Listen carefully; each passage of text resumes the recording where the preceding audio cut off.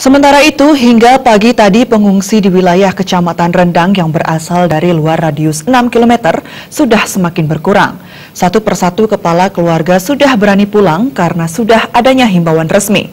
Bahkan beberapa di antaranya sudah pulang di hari sebelumnya dan datang ke pengungsian hanya untuk mengambil barang yang dibawa selama mengungsi.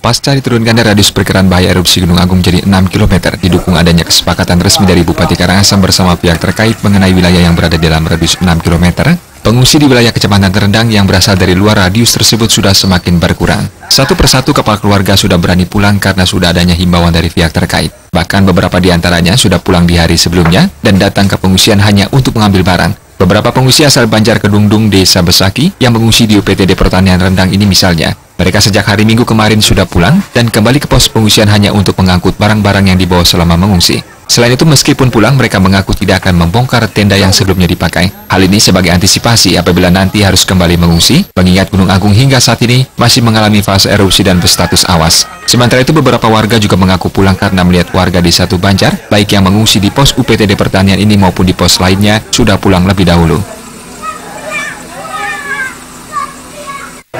Ibu dari mana Bu asalnya nih? Yang Kedungdung. Dari Banjar Kedungdung. Banjar Kedungdung. Berarti ini mulai pulang karena memang sudah ada himbauan atau bagaimana? Nggak ada yang pulang-pulang sendiri. Pulang-pulang sendiri. Tapi karena pulang sendiri nggih ten ada orange ya. Satu Banjar itu. Satu Banjar itu pun ten ada riki kan ten. Dari kemarin dah pulang.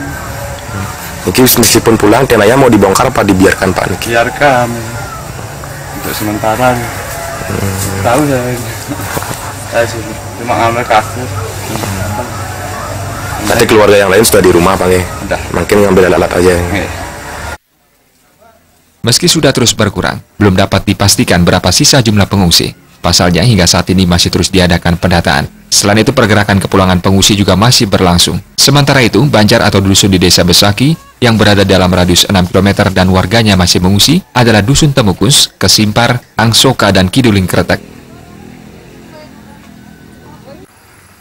Gargita Balik.